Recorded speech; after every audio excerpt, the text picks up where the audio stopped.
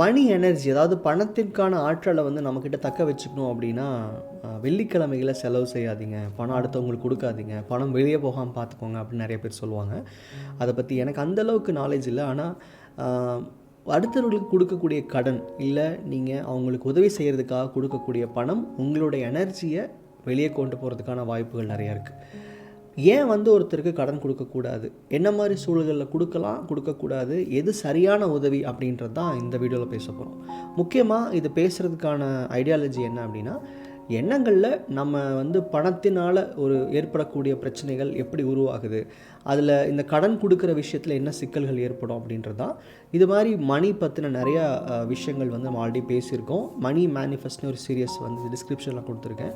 பணத்தை எப்படி கையாளணும், எந்த இடத்துல வந்து நம்ம வந்து பணத்துக்காக நன்றி சொல்லணும், ஏன் நம்மக்கிட்ட பணம் குறையுது, அது மாதிரியான நிறையா வீடியோஸ் நம்ம சேனலில் ஆல்ரெடி இருக்குது. நீங்கள் வேணால் அந்த ப்ளேலிஸ்ட் செக் பண்ணி பாருங்கள்.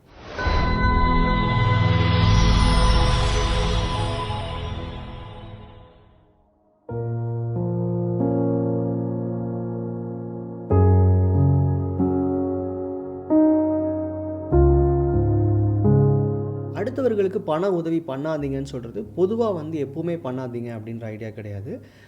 நீங்கள் ரொம்ப ஃப்ரெஜைல் தாட்ஸோடு இருக்கும்போது, அதாவது பணத்தின் மீது உங்களுக்கு உறுதியான எண்ணங்கள் இல்லை, பணம் எனக்கு சம்பாதிக்க முடியுமான்னு தெரியல, என்னுடைய படிப்புக்கு இந்த அளவுக்கு சம்பாதிக்க முடியுமான்னு தெரியல, என்னால் வந்து பணத்தை சேமிக்க முடியல, பணத்தினால் எனக்கு நிறையா பயம் இருக்குது, இல்லை பணத்தை பற்றின ஓவராலாக தப்பான நம்பிக்கைகள் உங்களுக்கு நிறையா இருக்குது அப்படின்னா நீங்கள் ரொம்ப ஃப்ரெஜைலாக இருக்கீங்க. அதாவது நீங்களே ஈஸியாக உடஞ்சிட்ற நிலையில் இருக்கீங்கன்னு அர்த்தம். அப்படி இருக்கும்போது அடுத்தவர்களுக்கு பண உதவி செய்வது ரொம்ப ரொம்ப தப்பு. அது எந்த அளவுக்கு அப்படின்னு கேட்டால், அது 100 ரூபாயாக இருந்தாலும் சரி, லட்ச ரூபாயாக இருந்தாலும் சரி, நீங்கள் உங்களுக்குள்ள பணத்திற்கான எண்ணம் உறுதியாக இல்லைன்னா அடுத்தவங்களுக்கு உதவக்கூடாது.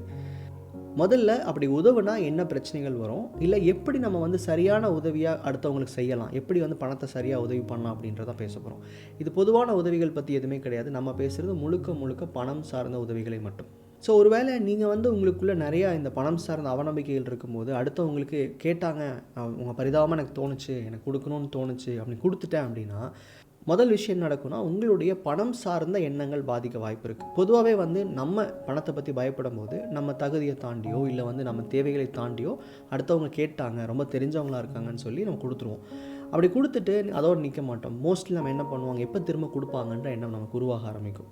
சில நேரங்களில் நம்ம பணம் கொடுக்கும்போது அதை கேட்போம், எப்போ கொடுப்பீங்க என்ன இதுன்ட்டு. ஏன்னா உண்மையிலேயே அந்த பணம் நமக்கு தேவையாக இருக்குது. ஸோ மணின்றது வந்து நமக்கும் அவசியமாக இருக்கும்போது நம்ம அவசர உதவிக்குன்னு சொல்லி கொடுக்கும்போது அது நீங்கள் திரும்ப திரும்ப உங்களுக்குள்ளே அவங்க எப்போ கொடுப்பாங்கன்ற எண்ணத்தை உருவாக்கலாம். சில நேரங்களில் அதனாலேயே கூட என்னடா நம்மக்கிட்ட பணம் வருமா வராதா, தேவைக்கு பத்துமா பத்தாதா, அவங்க கொடுத்துருவாங்களா மாட்டாங்களா, இல்லை நமக்கு ஒரு தேவை இருக்குது இப்போ அவங்க லேட் பண்ணுறாங்க, இந்த மாதிரி உள்ளே வந்து பற்றாக்குறை எண்ணத்தை நீங்கள் அதிகம் சிந்திக்க ஆரம்பிப்பீங்க.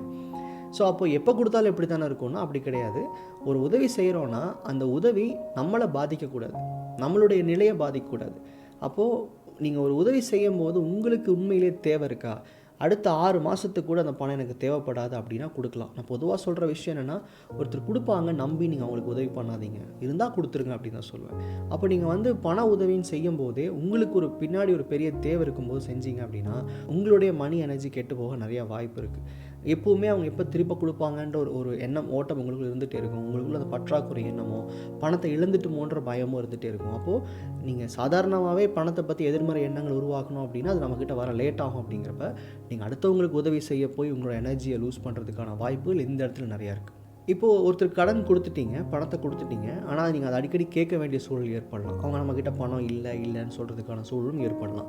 அப்போ அந்த மாதிரி அந்த பணம் இல்லாத நிலையை வந்து 2 பேரும் பேசிக்கும் போது, அதாவது நீங்கள் கடன் கொடுத்த நீங்களும் கடன் வாங்கின அவங்களும் அடிக்கடி பேசிக்கும் போது இதுக்குள்ளே வந்து அந்த பணம் பற்றின தப்பான எனர்ஜி அதிகம் உருவாக்குவீங்க. அவங்ககிட்ட திரும்ப கேட்பீங்க, அது அவங்க சம்டைம்ஸ் ப்ரெஷர் ஆகும்.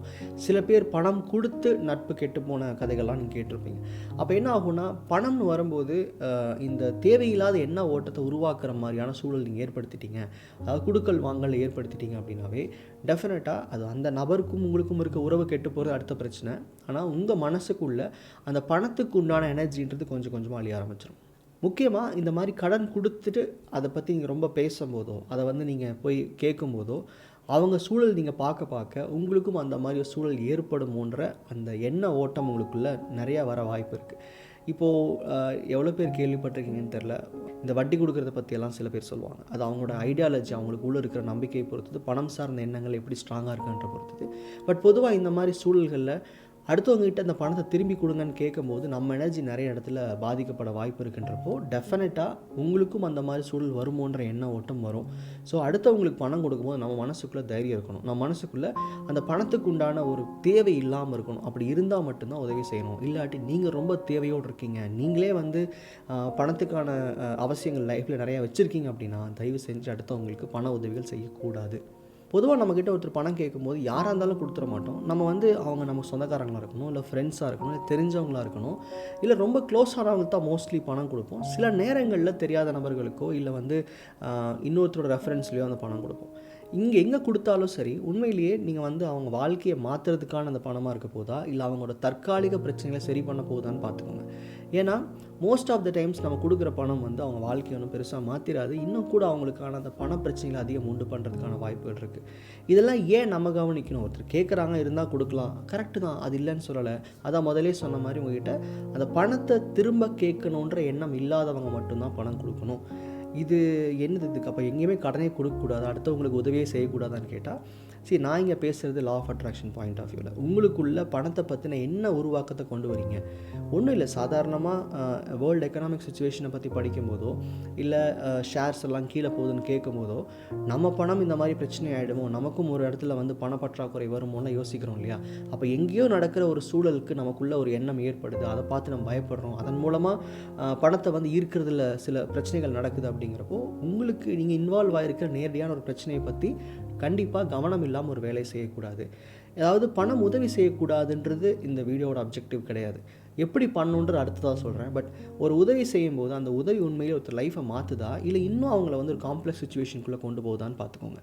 என்ன காரணம்னா, நீங்கள் செய்கிற உதவி அவங்க வாழ்க்கையை மாற்றாமல் அவங்க இன்றைக்கி இருக்கிற பிரச்சனையை மட்டும் சால்வ் பண்ணுறீங்கன்னா நாளைக்கு அவங்க அதே தான் திரும்பவும் பண்ண போகிறாங்க. அந்த மாதிரி உதவிகள் செய்கிறது அவங்க வாழ்க்கையிலும் எந்த நிலையான மாற்றங்களும் ஏற்படுத்தாது. அந்த பணம் உங்கள்கிட்ட திரும்ப வரதுக்கான வாய்ப்புகளும் கிடையாது. நான் முதலே சொன்ன மாதிரி பணம் திரும்ப கேட்குற எண்ணத்தோடு அடுத்தவங்களுக்கு கடன் கொடுக்குறதோ பண உதவிகளோ செய்யாதீங்க. இந்த பாயிண்ட்டில் ரொம்ப முக்கியமாக கவனிக்க வேண்டியது, அவங்க வாழ்க்கை மாறுமா அப்படின்னா என்ன சொல்ல வரேன்னா, ஒருவேளை நீங்கள் செய்கிற உதவி வந்து அவங்களுடைய அந்த நாளை மட்டும் மாற்றாமல், ஒருவேளை அவங்களுக்கு ஒரு தொழிலை வந்து சரி பண்ணிக்கிறதுக்கோ இல்லை வந்து அவங்க வாழ்க்கை நிலையை மாற்றுறதுக்கான உதவியாக இருந்தால் அது பண்ணுறது better. Most of the time ஒருத்தர் கேட்குறாங்க, நான் என்னோட எக்ஸாம்பிள் சொல்கிறேன், நேரடியாக நான் பணம் கொடுக்க மாட்டேன்னா இந்த சென்ஸ் லைக் அவங்களுக்கு அந்த பணம் போனால் அவங்க வேலை நடக்கும், எனக்கு நம்பினேன், நான் பார்த்தேன், அதுக்கு நான் உணர்ந்தேன், என்ன பண்ணுவேன், அதர்வைஸ் அவங்க என்ன தேவைக்காக கேட்குறாங்களோ அதையே நான் வாங்கி கொடுத்துருவேன். மோஸ்ட் ஆஃப் த டைம் பணத்தை நேராக கொடுக்கும்போது நமக்குள்ளே கூட அந்த ஒரு கம்ப்ளீட் எனர்ஜி இருக்காது, அவங்க வாழ்க்கையை மாற்றுறதுக்கான ஐடியா தெரியாது, நம்ம ஒரு உதவி செய்கிறோம், அவங்க அதை என்ன பண்ணுவோம் நமக்கு தெரியாது. ஸோ நேரடியாக ஒரு பொருள் தேவையோ இல்லை ஒரு படிப்புக்கான தேவையோ அது நேரடியாக நான் பண்ணுறது தான் வழக்கமே தவிர நான் நேரடியாக பணத்தை கொடுக்க மாட்டேன். 90% இருக்காது. பட் சில நேரங்களில் எனக்கு அஃபோர்டபுளாக இருந்துச்சு, எனக்கும் அந்த பணம் கொடுக்க முடியும் அப்படிங்கிறப்போ நான் ஏன் எதுக்குன்னா கேட்க மாட்டேன். அந்த தேவையை உணர்ந்து நான் பணத்தை மட்டும் கொடுத்துருவேன், இல்லை அந்த பொருளாக வாங்கி கொடுத்துருவேன். ஸோ நம்ம செய்கிற உதவி ஏதோ ஒரு வகையில் அவங்க வாழ்க்கையை மாற்றுறதுக்கான உதவியாக இருக்கணுமே தவிர தற்காலிகமாக அவங்க பிரச்சனைகளுக்கு சொல்யூஷன் கொடுக்குற மாதிரி இருக்கக்கூடாது.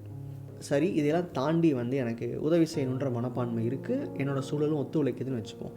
அப்போது ஒரு உதவி எப்படி சரியாக செய்யலாம், என்ன மாதிரி வழிகளில் இந்த உதவியை செஞ்சால் நம்ம பாதிக்கப்பட மாட்டோம், எது சரியான வழின்றதான் பேச போகிறோம். எப்போவுமே ஒருத்தருக்கு உதவி செய்யும்போது அவங்களோட பிரச்சனைகளை கேட்டு தெரிஞ்சுக்கிறது நிறைய பேரோட வழக்கமாக இருக்கும். ஒரு நண்பராக இருந்தால் கண்டிப்பாக நீங்கள் கேட்பீங்க, தெரிஞ்சவங்ககிட்ட கேட்பீங்க. முடிஞ்ச அளவுக்கு ஒருத்தர் பிரச்சனைன்னு வந்து அவங்க பணம் தான் கேட்குறாங்கன்னு புரியுது அப்படின்னா அவங்களுடைய பிரச்சனைகளை அதையும் உங்ககிட்ட ஷேர் பண்ண அலோவ் பண்ணாதீங்க. மோஸ்ட்லி அவங்களுக்கு உதவி செய்யறதுக்கு உங்ககிட்ட வலிமை இருக்குது, அவங்க கேட்குற பணம் கொடுக்க முடியும்னு தெரிஞ்சிட்டாவே அதை ரொம்ப ப்ரோப் பண்ணுறதோ அந்த பிரச்சனைகளை தெரிஞ்சுக்கிறதுக்கான முயற்சி எடுக்க வேண்டாம். முக்கால்வாசி நீங்கள் வந்து ஹெல்ப் பண்ணுறீங்கன்னா என்ன, எதுக்கு, ஏன் இந்த பணம்னு கேட்டு ஹெல்ப் பண்ணாதீங்க. அவங்க கேட்குற பணம் வந்து உங்களுக்கு அஃபோர்டபுளாக இருந்துச்சுன்னா கேள்வியே கேட்காம உதவி செய்யுங்க. காரணம் என்னென்னா, நீங்கள் ரொம்ப அவங்க பிரச்சனைகளை கேட்டுக்கும் போது அவங்களுடைய வாழ்க்கை நிலையை உங்களுக்குள்ளே விசுவலைஸ் பண்ணுறதுக்கான வாய்ப்புகள் இருக்குது. ஒரு உதவி செய்கிறோன்னா ஏன் எதுக்குன்னு கேட்கக்கூடாது. இஃப் யூ ஆர் அஃபோர்டபுள், அப்போது அவங்களுடைய பிரச்சனைகளை புரிஞ்சுக்கிட்டு ரொம்ப டீப்பாக போய் அவங்க பிரச்சனைக்கு ஹெல்ப் பண்ணாமல், நான் முதல் பாயிண்டில் சொன்ன மாதிரி அவங்க ஒரு தேவை இருக்குது, அந்த தேவை பண்ணால் லைஃப் மாறும்னா சொன்னாங்கன்னா கொடுத்துருங்க. இல்லை எனக்கு இந்த பிரச்சனை அதுன்னு ஆரம்பித்தாங்கன்னா, உங்களுக்கு பணம் கொடுக்கணும்னு தோணுச்சுன்னா ரொம்ப அதை வந்து கவனித்து அவங்க பிரச்சனைகளை காது கொடுத்து கேட்காதீங்க. உங்களால் அஃபோர்ட் பண்ண முடியல, பணத்தை கொடுத்துருங்க. அதாவது கேட்டு புரிஞ்சு கொடுத்துக்கும் போது நீங்கள் பாதிக்கப்பட வாய்ப்புகள் இருக்குது. ஒரு நல்ல தேவை இருக்குது, அவங்க வாழ்க்கை முன்னேறும்னா அது தெரிஞ்சுக்கிட்டு அந்த பொருளாக வாங்கி கொடுக்கலாம். இல்லை அவங்க ஏதோ வேறு பிரச்சனைலாம் சொல்கிறாங்கன்னா ரொம்ப டீட்டெயில் டிஸ்கஷனுக்குள்ளே போக வேண்டாம், அந்த டிஸ்கஷன் நீங்கள் இன்வால்வ் ஆகவும் வேண்டாம். அவங்க கேட்குற பணத்தை முடிஞ்சால் கண்டிப்பாக கொடுத்துருங்க.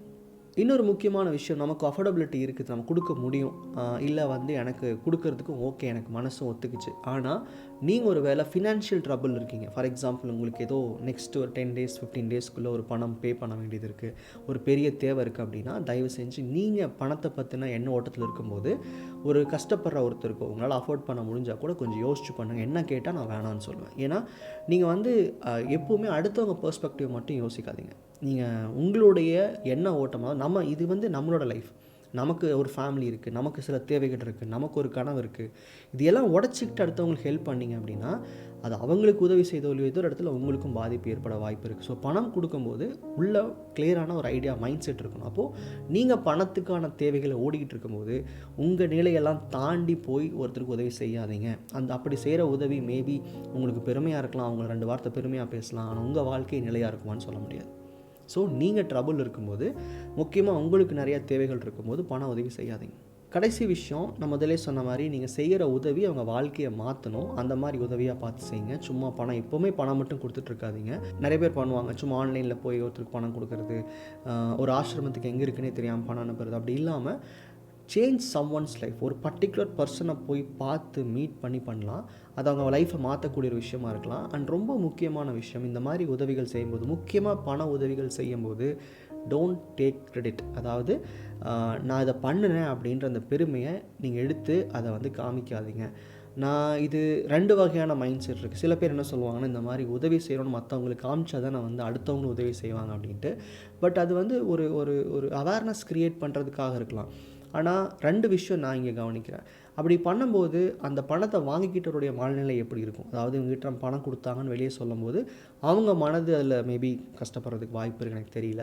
அப்படி இல்லைனா மோஸ்ட் ஆஃப் த டைம் இந்த மாதிரி கிரெடிட் எடுக்கிறோன்னாவே அதுக்கு பின்னாடி ஏதோ ஒரு மார்க்கெட்டிங் கேம்பெயின் இருக்குன்னு அர்த்தம். தப்பு இல்லை. அதாவது பெரிய பெரிய கம்பெனிஸ் அடுத்தவங்களுக்கு ஹெல்ப் பண்ணுறது, ஒரு கிராமத்தையே தத்தெடுக்கிறது, அவங்க பிராண்டை காமிச்சிக்கிறக்காக பண்ணுறது நல்லது தான். அப்படியாவது ஒருத்தருக்கு உதவி போகுது, கரெக்டு தான். பட் முடிஞ்ச அளவுக்கு ஒரு தனிநபருக்கு உதவி செய்யும்போது, கம்யூனிட்டிக்கு பண்ணும்போது மேபி காமிச்சிக்கலாம், இவ்வளோ பேர்த்த நாங்கள் ஹெல்ப் பண்ணியிருக்கோம், அது உங்களோட பிராண்டையோ உங்களுடைய நேமையோ கூட ப்ரமோட் பண்ணலாம். கண்டிப்பாக அதுக்கான பெனிஃபிட்ஸ் உங்களுக்கு எடுத்துக்கிறது தப்பு இல்லை. பட் ஒரு தனிநபருக்கு உதவி செய்யும்போது அந்த நபருக்கு நீங்கள் இதை பண்ணினீங்கன்றது அடுத்தவங்களுக்கு காட்ட வேண்டாம், தேவையில்லை. அது ஏதோ ஒரு இடத்துல நீங்கள் பண்ண உதவிக்கான பின்னாடி இருக்கிற அந்த எனர்ஜியை நீங்களே எடுத்துக்கிற மாதிரி. இது 2 விஷயம் இருக்குது. மாரலாகவும் பார்க்கலாம், சயின்டிஃபிக்காகவும் பார்க்கலாம். பட் இருந்தாலும் என்னுடைய பழக்க வழக்கம், என்னுடைய அனுபவத்தில் சொல்கிறேன், ஒரு உதவி செய்கிறீங்கன்னா அதுக்கான கிரெடிட்டை போய் நான் தான் பண்ணேன்னு எடுத்துக்காமல் இருக்கிறது நல்லது. ஒரு குரூப்புக்கோ ஒரு கம்யூனிட்டிக்கோ ஒரு பெரிய காஸ்க்கோ நீங்கள் பண்ணும்போது, பெரிய தேவைக்கோ பண்ணும்போது நீங்கள் ப்ரமோட் பண்ணிக்கலாம். ஃபார் எக்ஸாம்பிள் இப்போ நான் ஒரு பெரிய ஆர்கனைசேஷனுக்கோ இல்லை ஒரு பெரிய தேவைக்கோ நான் ஹெல்ப் பண்ணுறேன் அப்படின்னா மேபி நான் பூஸ்ட் பண்ணிப்பேன். அதாவது அதை சொல்லும் போது என் மேலே இருக்கிற அடுத்தவங்க கண்ணோட்டம் மாற வாய்ப்பு இருக்குது, நான் கொஞ்சம் என்ன பெருமையாக காமிச்சிக்க வாய்ப்பு இருக்குது. ஆனால் அது ஒரு குரூப்புக்கு பண்ணும்போது இருக்கலாம். பட் தனிநபருக்கு பண்ணும்போது அந்த கிரெடிட் எடுத்துக்க ட்ரை பண்ணாதீங்க. இந்த வீடியோவில் நான் சொல்லியிருக்கிற எல்லா விஷயங்களும், பணம் கொடுக்கலாம் கொடுக்க வேணாம், இந்த ஐடியாலஜியெல்லாம் நான் இங்கே பேசுகிறதுக்கான காரணம், உங்கள் எண்ணங்க ஓட்டத்துக்குள்ளே பணத்தை பற்றின ஒரு தெளிவான மனநிலை இருக்கணும், ஒரு தைரியம் இருக்கணும். இப்போது நமக்கு எப்படி ஒரு விஷயத்தை செய்ய போகும்போது ஒரு முழு எண்ணம் இருக்கணும் இல்லையா, அந்த மாதிரி பணம் சார்ந்த விஷயங்கள் எப்பவுமே தெளிவாக இருக்கணும். நம்ம எண்ணங்கள் ரொம்ப கிளியராக யோசிக்கணும். அப்படி இல்லாமல் இந்த மாதிரி கடன் கொடுக்கறதுனால, கடன் கொடுத்துட்டு நிறையா பேர் ஃபீல் பண்ணுறதையும், என் கோச்சிங் இருக்க நிறைய பேர் சொல்லுவாங்க, நான் கடன் கொடுத்தேன் அவர் திரும்ப தரவே மாட்டேன், அதுக்கு தான் ப்ராக்டிஸ் பண்ண முடியுமா? இது பண்ண முடியாது. ஏன்னா கடனை பற்றின விஷயங்கள் நீங்கள் பேசும்போதே உங்களுக்குள்ளே தேவையில்லாத எண்ண ஓட்டம் ஏற்பட ஆரம்பிக்கும், பணத்துக்கான எனர்ஜி போயிடும். ஸோ உண்மையிலே ஹெல்ப் பண்ணுறீங்கன்னா அது அவங்களுக்கும் யூஸ்ஃபுல்லாக இருக்கணும், உங்கள் வாழ்க்கையை முன்னேற்றிக்கிற விதமாக இருக்கணும். இங்கே தியாகம் பண்ணுற மாதிரி உதவி செய்யாதீங்க, அது உங்கள் லைஃப்க்கு ஒரு நல்ல ஒரு நிலையை ஏற்படுத்தாது. ஸோ இதையும் தாண்டி உங்களுக்கு இல்லை இதை பற்றி எனக்கு ஒரு வேறு ஐடியாலஜி இருக்குதுன்னு நினச்சிங்கன்னா கீழே கமெண்ட்டில் ஷேர் பண்ணுங்கள். நன்றி.